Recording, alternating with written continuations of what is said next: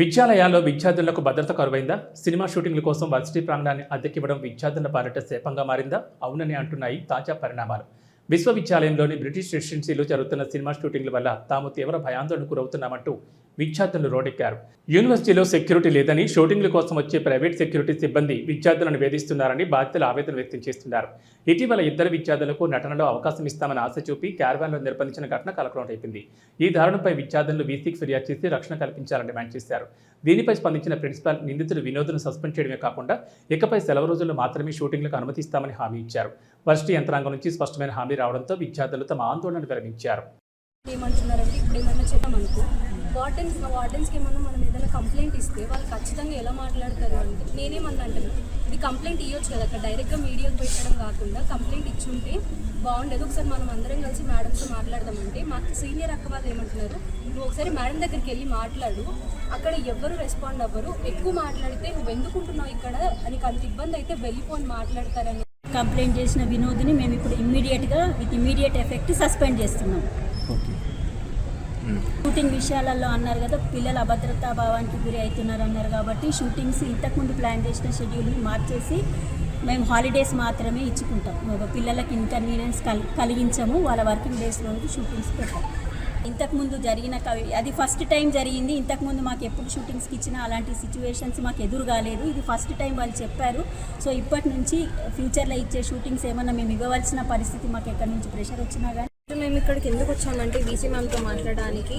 ఆ అమ్మాయి ఎవరైతే వినోద్ అనే పర్సన్తో ఇలా అయ్యిందో ఆ అమ్మాయి క్లియర్గా మెన్షన్ చేసింది రికార్డింగ్లో, ఇలా నేను వెళ్ళి మా వీసీ మ్యామ్కి అండ్ ప్రిన్సిపల్ మ్యామ్కి కంప్లైంట్ చేశాము కానీ ఎవరు రెస్పాండ్ అవ్వలేదని. ఒకవేళ వాళ్ళు అదే రోజు రెస్పాండ్ అయ్యి ఉంటే షీ టీమ్స్కి వెళ్ళి వాళ్ళు అప్రోచ్ అయ్యే అవసరం లేకుండే, ఇంత పెద్ద సీన్ అయ్యే అవసరం కూడా లేకుండే. ఆ వ్యక్తిని సస్పెండ్ చేసేసి అసలు విమెన్స్ కాలేజ్లో చదువుతున్నాం మేము.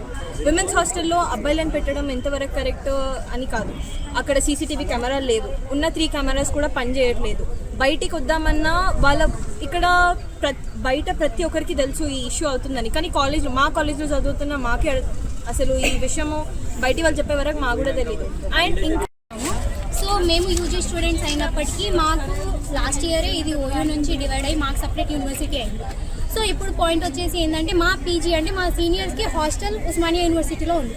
అక్కడ మెస్ ఇన్ఛార్జ్ అయిన వినోద్ అని ఆయన సో మా సీనియర్స్ తోటి చాలా మిస్బిహేవ్ చేస్తున్నారని ఒక కంప్లైంట్ వచ్చింది.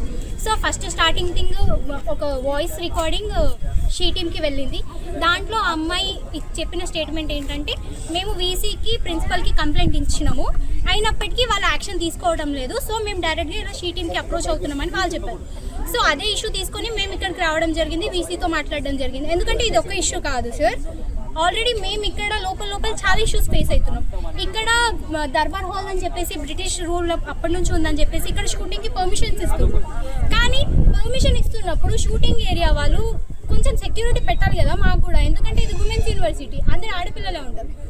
ఏమైందంటే ఇష్యూ, 2 అమ్మాయిలని మీకు బ్యాక్గ్రౌండ్లో యాక్టింగ్ ఛాన్స్ ఇప్పిస్తాము, మీకు షూటింగ్లో మిమ్మల్ని యాక్టింగ్ రోల్స్ ఇప్పిస్తామని చెప్పేసి మార్నింగ్ 10:30 నుంచి 5:30 వరకు తిప్పిరంట. ఆల్రెడీ వాళ్ళిద్దరూ క్యారవాన్స్లో డ్రింక్ చేసి ఉన్నారు. అక్కడ అటు సైడ్ 5:30కి ఎవరు ఉన్నారు సార్.